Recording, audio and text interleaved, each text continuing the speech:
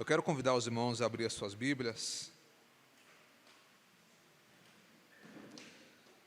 Evangelho segundo escreveu Mateus, capítulo 5. Hoje nós vamos dar continuidade à nossa série de mensagens sobre o Sermão do Monte. Vamos meditar sobre o versículo 6. Mateus, capítulo 5, versículo 6, diz assim: Bem-aventurados os que têm fome e sede de justiça, porque eles serão fartos. Vamos ler todos juntos, bem forte, amados. 1, 2, 3. Bem-aventurados os que têm fome e sede de justiça, porque eles serão fartos. Amém, amados? Nós, nas mensagens anteriores, meditamos sobre as bem-aventuranças anteriores.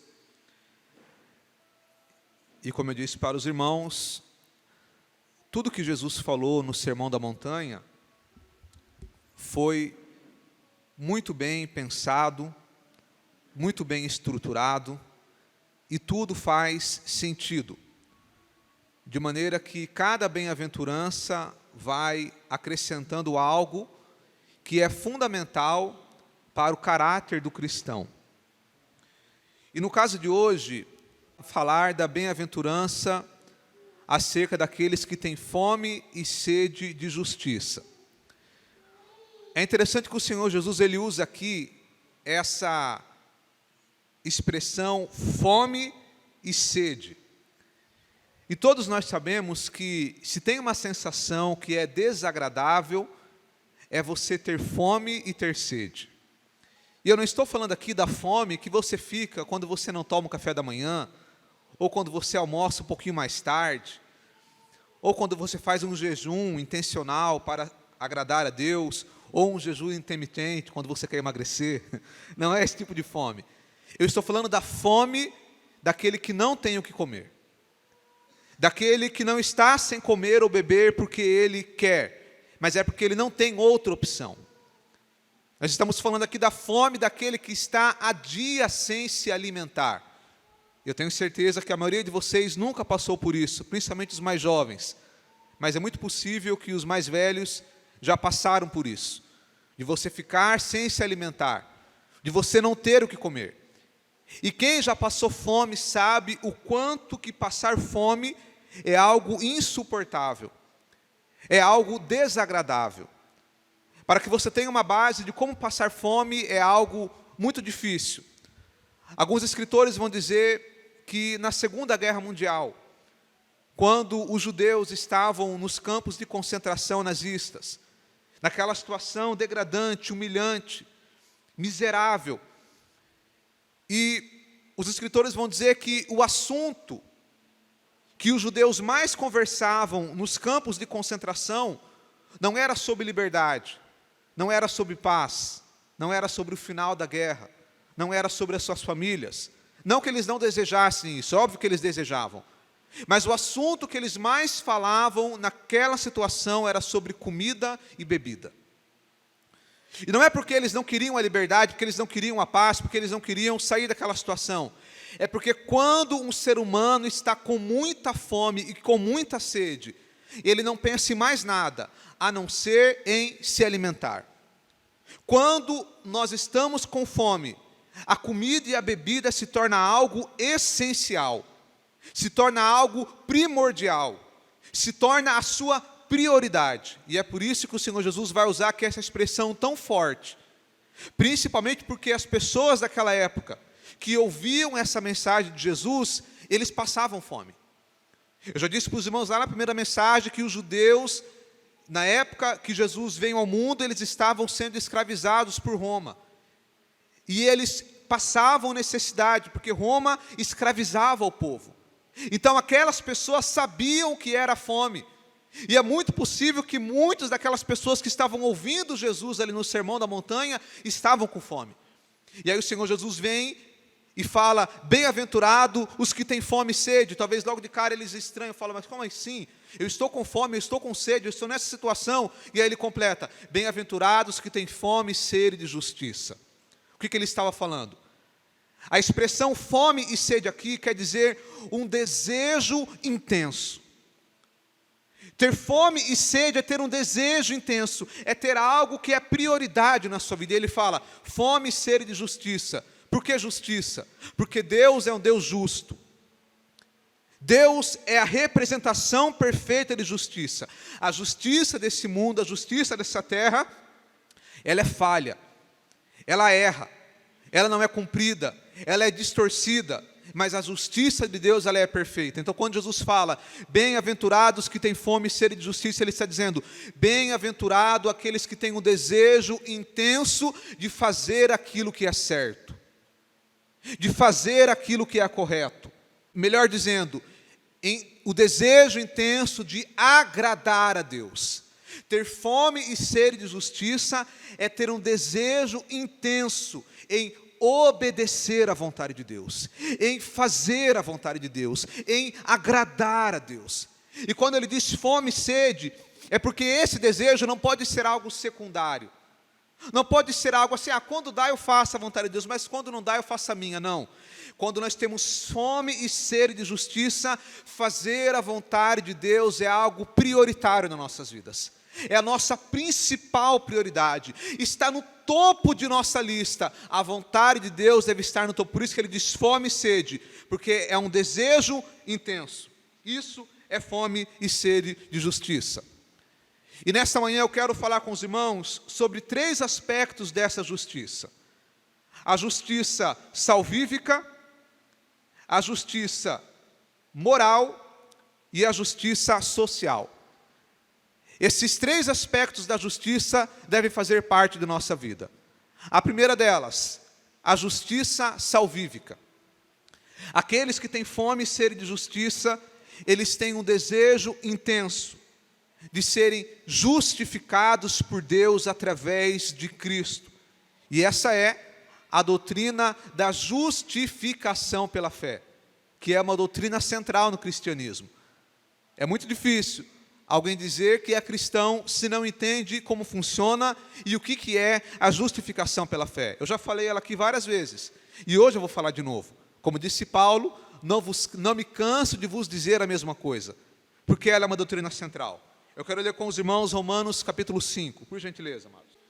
Romanos 5, versículo 1, diz assim: sendo, pois, justificados pela fé. Vamos ler juntos? Sendo, pois, justificados pela fé, temos paz com Cristo por nosso Senhor Jesus Cristo.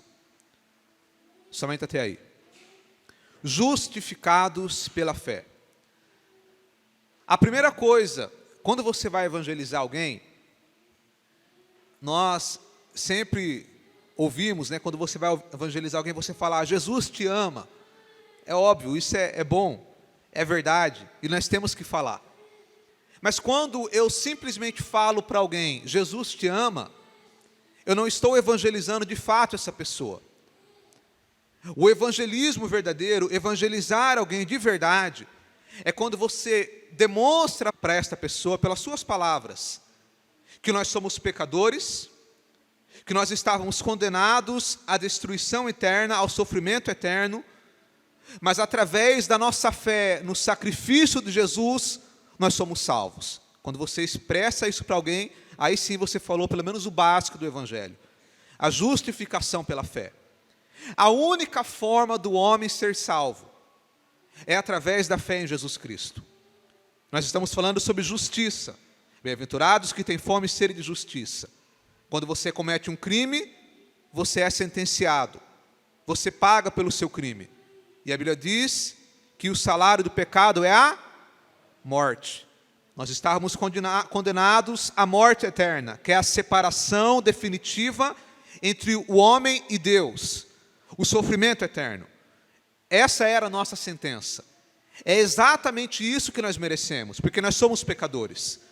Mas quando eu creio no sacrifício de Jesus, e falo, Senhor, eu creio que o Senhor morreu em meu lugar, perdoa os meus pecados, automaticamente eu sou justificado pela minha fé em Jesus Cristo. E isso não é um mérito meu. Eu não vou ser salvo, você não vai ser salvo porque você é bonzinho, porque você vem na igreja, porque você é uma pessoa legal, porque você paga suas contas em dia, porque você não rouba ninguém, não. Você é salvo pelo sacrifício de Jesus Cristo. Não é nosso mérito, não é merecimento. Então isso é a justificação pela fé. Se você voltar aí uma página, em Romanos capítulo 3. Nós estávamos em Romanos 5, vamos a Romanos capítulo 3, versículo 23. Diz assim: porque todos pecaram e destituídos estão da glória de Deus. Esse daqui é algo que eu já falei e volto a dizer: não existe e nunca existiu ninguém sem pecado na face dessa terra. Só teve um, o Senhor Jesus.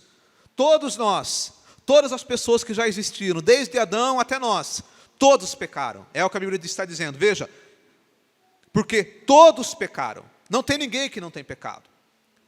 Algumas pessoas acham que por ser honestos, ele não é pecador. Não. Ser honesto é nossa obrigação legal. Se você não fizer isso, você é preso. Você vai pagar. Então não é isso que é não ter pecado. Qualquer pensamento que não agrada a Deus, qualquer palavra, já é um pecado. Então nós somos pecadores. É o que a Bíblia diz. Mas aí vai dizendo no versículo 24. Sendo justificados gratuitamente pela graça, pela redenção que há em Cristo Jesus. Oh, amados, que maravilha! Sendo justificados gratuitamente.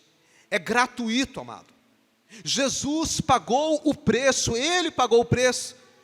Eu trabalho com marketing, e sei que no marketing tem algumas palavras que você usa num anúncio, numa propaganda, para chamar a atenção das pessoas. E uma das palavras que deve ser utilizada, ou pode ser utilizada no marketing, é a palavra grátis. Se tiver a palavra grátis, as pessoas já param para olhar. Não é assim quando você vai lá no mercado, tem lá a Coca-Cola, 2 litros, grátis, 100 ml. A pessoa, opa, estou ganhando 100 ml, ele está pagando ali junto. A palavra grátis chama atenção, mas a coisa mais valiosa do mundo, amado, é a salvação. E ela é dada gratuitamente. Mas é necessário apenas uma coisa: crer em Jesus Cristo. E é por isso que eu falo, você que talvez está aqui nessa manhã ou vai ouvir essa mensagem, eu quero te dizer que a religião não vai te salvar. Eu quero te dizer que apenas ir na igreja não vai te salvar. Você ser uma pessoa honesta não é isso que vai te salvar. O que vai te salvar é você ter uma fé verdadeira e prática em Jesus Cristo.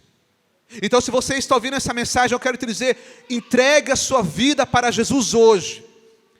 Fale para Jesus: Jesus, a minha vida a partir de agora é sua. Eu creio no preço que o Senhor pagou por mim na cruz do Calvário. Esse é o primeiro passo para você ser salvo. E a partir disso você vai andar com Jesus. Você vai colocar a vontade de Deus como uma prioridade na sua vida, porque foi dado gratuitamente, está acessível. Isso é ser justificado pela fé. Uma vez alguém me perguntou: existem várias religiões, existem vários deuses, e todos eles levam até Deus. Eu disse: negativo. A Bíblia diz que só existe um caminho, só existe um nome, e só existe uma porta. Jesus Cristo disse: eu sou o caminho, a verdade e a vida. Ninguém vem ao Pai se não for por mim. Jesus é a única porta, é o único caminho. Não há outra forma, não há outro nome. É apenas através de Jesus Cristo que nós podemos ser salvos. E a salvação não é por você estar na religião A ou B, como muitos dizem: olha, se não for da minha igreja não é salvo. Já ouvi outros dizendo coisas do tipo: o dízimo é o imposto que a pessoa paga para entrar no céu. Que absurdo. Não existe pré-requisito, só existe um: é a fé em Jesus Cristo. Nós somos justificados pela fé. Bem-aventurados aqueles que têm fome e sede de justiça. Então, em primeiro lugar, a fé, a justiça salvífica, que é o primeiro passo na caminhada do cristão. O segundo tipo de justiça é a justiça moral, que é o desejo que nós temos de fazer aquilo que é certo. de fazer aquilo que é reto diante de Deus. Porque eu não sou salvo por aquilo que eu faço. Eu não sou salvo pelas minhas obras, eu sou salvo pela fé. Mas a partir do momento que eu tenho fé e que eu sou salvo, a partir daí então, o meu desejo vai ser em fazer a vontade de Deus, em fazer aquilo que é correto, em fazer aquilo que é justo. Vamos lá em Mateus capítulo 5, amados. No Sermão da Montanha, justiça moral, versículo 20, diz assim, isso aqui é no Sermão da Montanha ainda, tá?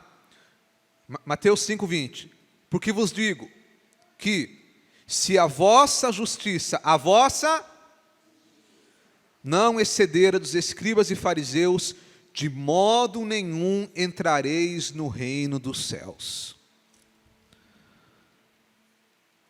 Os fariseus eram o grupo que se achavam justos diante de Deus, porque eles se comportavam e seguiam a tradição religiosa, a tradição dos anciãos. Mas o grande problema dos fariseus é que a justiça deles, a moral deles, a retidão deles era algo apenas de fora para fora. Era algo apenas aparente, era algo apenas exterior. Tudo que os fariseus faziam, eles faziam para mostrar para os homens. Os fariseus estavam em busca da glória dos homens. Quando um fariseu fazia caridade, ele até fazia caridade, ele até dava esmola.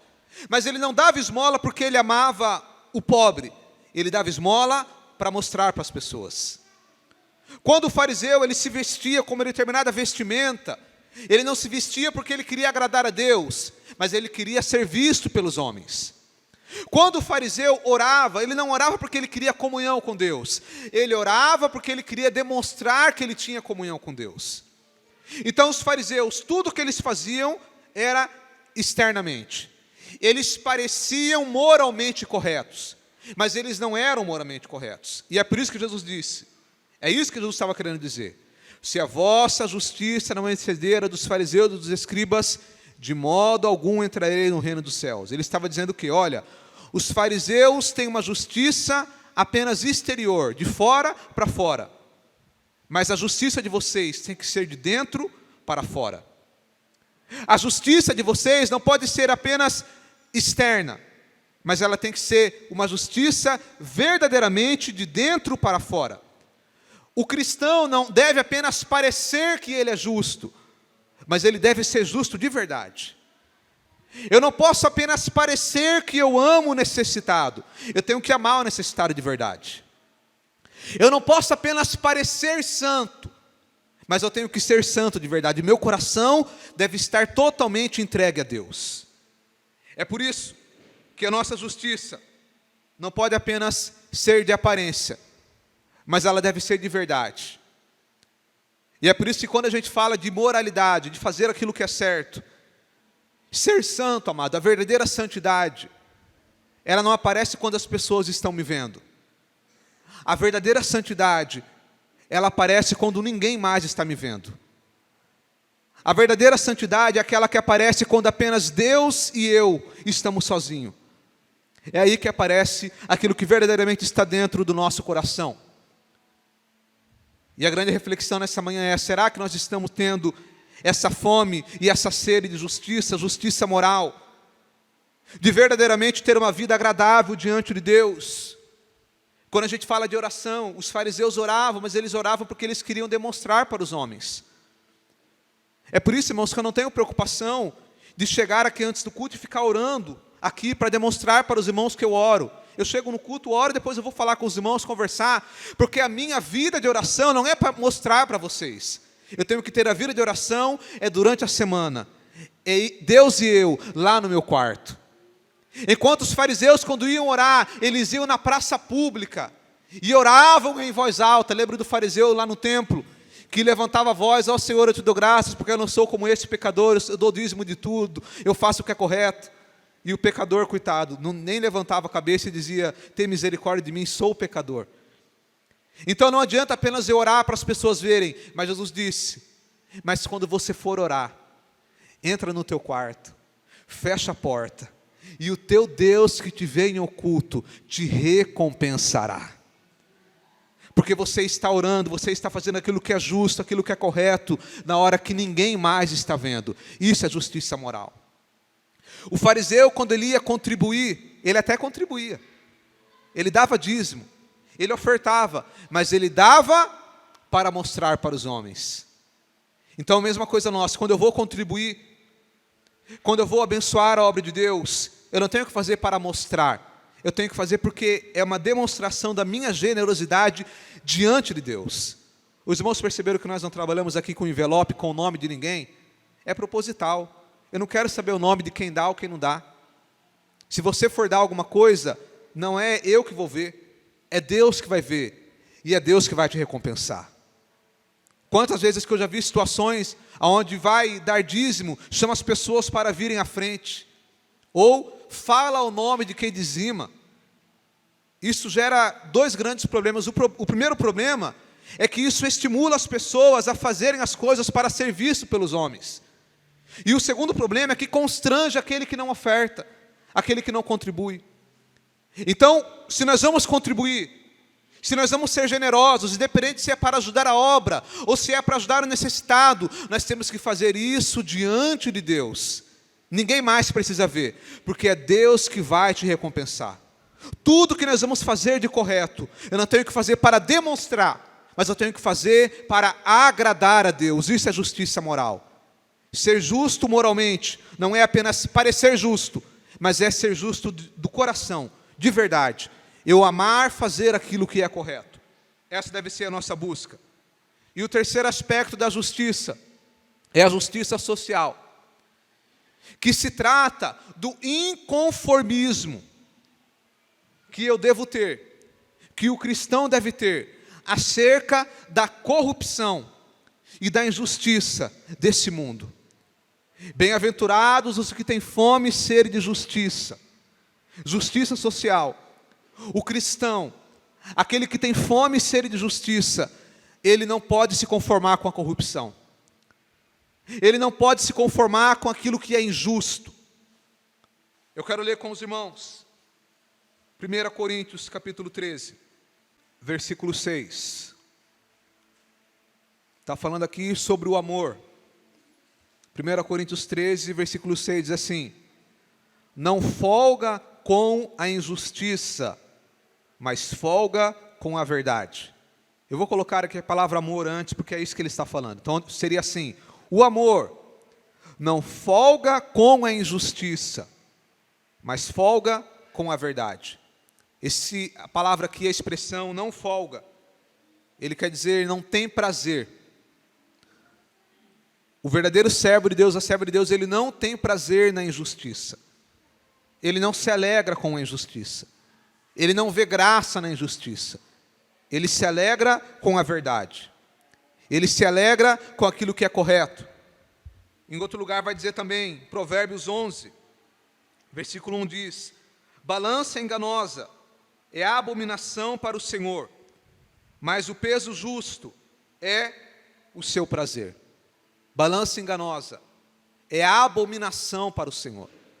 Balança enganosa é semelhante quando você vai lá na padaria e pesa lá o pão, e tem lá no saco, tem 500 gramas de pão, mas o dono da padaria, ele fez lá uma configuração para que quando colocasse 500 gramas, aparecesse que tinha 700 gramas. Então você vai levar 500 gramas de pão embora, para casa, mas vai pagar 700. Isso é balança enganosa. É corrupção. E isso é abominação ao Senhor. Deus abomina a corrupção. Deus abomina a injustiça. Paulo vai dizer: e não vos conformeis com este mundo. Então, trazendo agora para a prática, nós vivemos em um mundo, amado, absolutamente injusto. Nós vemos a corrupção em todas as esferas da sociedade. Nós poderíamos falar dos políticos corruptos, que roubam, que usurpam do seu poder para tirar aquilo que não é deles. Nós poderíamos falar de juízes injustos, que julgam conforme a amizade, que julgam conforme eles querem e não conforme a lei. Nós poderíamos falar, inclusive, de leis que são injustas, porque, por incrível que pareça, tem lei que é injusta. Tem lei que ela contradiz a própria Constituição. Então, nós vivemos em um mundo injusto. E é por isso que nós não podemos nos conformar com este mundo. É muito lamentável quando a gente vê alguém dizer assim: olha, eu vou votar em tal político. Ele roubou, mas fez. Já viu isso, irmão? Um dia eu estava na fila e um homem falou isso: olha, fulano disse, faz uns anos já. E aqui eu não estou falando de político A, B, C ou D. Porque corrupção tem todos os lados, esquerda, direita, meio, de todo lado. Mas ele disse assim: olha, eu vou votar em fulano. Ele roubou mesmo, mas pelo menos ele fez. Aí ele falou assim: e ele roubou, mas ele roubou dos ricos, ele não roubou dos pobres. Olha a mentalidade. A pessoa não entende como funciona a lavagem de dinheiro. Que quando um político rouba, ele não está roubando do rico. Ele apenas faz o dinheiro público passar pela mão do rico e depois volta para a mão dele. É assim que funciona a corrupção. Então nós não podemos nos conformar com isso. É corrupto, então não tem o meu apoio. Porque nós temos que ter fome e sede de justiça. Nós não podemos nos conformar. Nós temos que ter o sentimento de inconformismo com este mundo. Quando eu vejo alguma coisa, que nesses dias teve o caso absurdo lá, da mulher que levou um senhor morto para enganar e tirar dinheiro no banco. Eu vi algumas pessoas brincando com isso. Não tem graça, amado. É injustiça, é engano. Isso deve te incomodar. Porque se eu tenho fome e sede de justiça, quando eu vejo uma injustiça, eu não posso ter prazer nisso. Nós temos que ser inconformados com este mundo. Justiça social. E para concluir, eu quero falar que existem coisas que tiram essa nossa fome e essa nossa sede. E se tem uma coisa que tira a fome e a sede de justiça, que em resumo, é você ter o desejo intenso de fazer aquilo que é certo, de agradar a Deus, de amar o seu próximo, de fazer aquilo que é justo. Se tem uma coisa que tira a nossa fome e a nossa sede de justiça, é uma coisa chamada distração. Já reparou que quando você está muito distraído com alguma coisa, quando você está muito ocupado, você até perde a fome. Ou até mesmo quando você está ansioso. Uma criança, quando ela fica ansiosa, ela nem dorme direito, ela nem come direito. Então a distração e a ansiedade, muitas vezes ela tira a nossa fome e a nossa sede. Nós temos que tomar cuidado, amados, com uma coisa chamada entretenimento. Porque se nós temos que ter fome e sede de justiça, nós temos que tomar cuidado com aquilo que nós alimentamos a nossa alma. Presta atenção agora. Toma cuidado, amado, com aquilo que você alimenta a sua alma. Porque a nossa alma é que nem o nosso corpo físico. Existem alimentos de comer, alimentos de verdade, que eles são muito agradáveis ao paladar, mas eles não agregam nada para o nosso corpo, para a nossa nutrição. Existem alimentos que eles são agradáveis, mas não agregam nada. Da mesma forma, existem alimentos que nós colocamos para dentro, que nós colocamos diante dos nossos olhos, que podem até parecer agradáveis à vista, mas eles trazem prejuízo para a nossa alma. E aos poucos eles vão tirando a nossa fome e a nossa sede de justiça. Porque nós estamos matando a nossa fome, entre aspas, com coisas que não deveriam. Toma cuidado com aquilo que você alimenta a sua alma. Toma cuidado com os filmes que você assiste. Toma cuidado com as séries que você assiste. Toma cuidado com as pessoas que você segue na rede social. Porque às vezes nós ficamos tanto tempo gastando tempo com coisas que não deveria. E às vezes eu reclamo dizendo: olha, parece que eu não sinto mais a presença de Deus. Parece que eu não sinto mais o desejo de orar. parece que eu não sinto mais amor pelas pessoas. É porque talvez você está se alimentando com alimentos que você não deveria se alimentar. Mas eu te convido nesta manhã a matar a sua fome, a tua sede espiritual com um alimento saudável, que é a palavra de Deus. Esse alimento aqui, amado, ele vai fazer o seu paladar se acostumar com aquilo que é bom. Esse alimento, ele vai acostumar o seu paladar com aquilo que é saudável, com aquilo que é nutritivo, para que nós possamos ter uma vida espiritual, emocional, agradável diante de Deus. E eu quero finalizar deixando aqui um versículo que ele resume com perfeição com o que nós devemos nos alimentar. Abra comigo, Filipenses 4. Filipenses 4. Eu quero que você preste muita atenção. Esse versículo eu já li outras vezes e já disse que é o meu versículo, é um dos versículos que eu mais amo na Bíblia, esse daqui. Se você prestar atenção no que está escrito aqui, você vai cultivar uma vida espiritual saudável. Filipenses 4, versículo 8. Diz assim, Filipenses 4, 8. Quanto ao mais, irmãos, tudo que é verdadeiro, tudo que é honesto, tudo que é justo, tudo que é puro, tudo que é amável, tudo que é de boa fama, se há alguma virtude e se há algum louvor, nisso pensai. É isso daí. É disso que nós temos que nos alimentar, para que nós possamos nos alimentar das coisas certas e para que nós possamos cultivar o desejo intenso de fazer a vontade de Deus, para que nós possamos cultivar a fome e a sede de justiça. Nós temos que nos alimentar dessas coisas, coisas saudáveis, coisas que agregam, coisas que cultivam sentimentos e desejos que são a vontade de Deus.